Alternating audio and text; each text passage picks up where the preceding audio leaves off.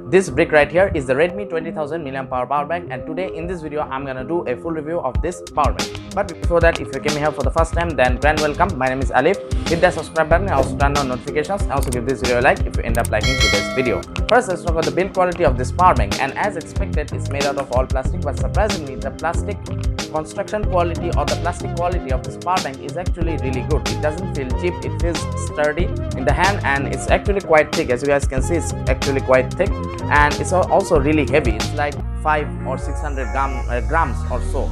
So yeah, it's actually really well built. It's a bit of a brick in your hand. So yeah, in terms of the construction quality or the build quality, it's actually really good.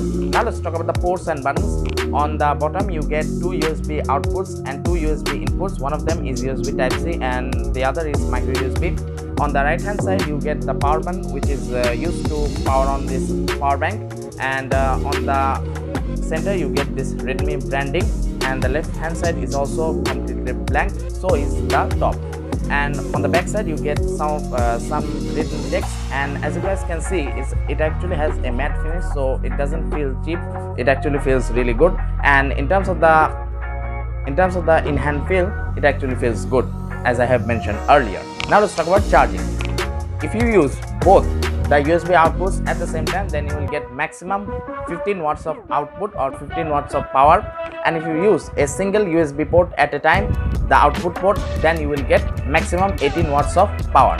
And you can also charge this power bank via both micro USB and USB-C at a maximum speed of 18 watts. In terms of the charging speed you ask, it takes around 5 to 7 hours to actually charge this power bank. With its USB input, it has USB Type A and Type C for USB input, as I have mentioned earlier, and it can actually charge, these ports can actually charge this power bank at a maximum speed of 18 watts, and so does the other USB 2 outputs I have mentioned earlier. They can also, if you use them at the same time, the two USB outputs, then you can actually charge your devices at a maximum speed of 15 watts. So you have to calculate it according to your battery size or how fast it actually charges via wired, or you have to calculate it for yourself to know how fast it will charge it. But yeah, it should charge your phone around, if say it has a 5000 mAh battery, then it will probably charge it around 2 to 2.5 hours. It will take around 2.5 hours to actually charge your phone. So yeah, in terms of charging, I don't have any complaints with this power bank.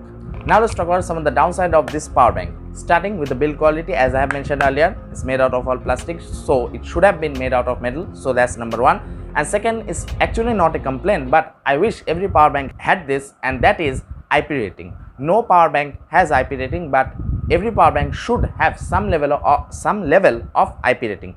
Because imagine this scenario: you're outdoors in rainy seasons and it starts raining and you have this power bank. There's a high chance of this power bank getting destroyed. So we all love our power banks, we all love our gadgets, so we also want to protect them. So some level of IP rating should have been a lot nicer to see. So that was the full review of the Redmi 20,000 mAh power bank. I hope you liked today's video. If so, then you know what to do. Hit like, subscribe to the channel if you haven't done that yet. And yeah, that's about it in this video. Until next time, thanks for watching and enjoy your life.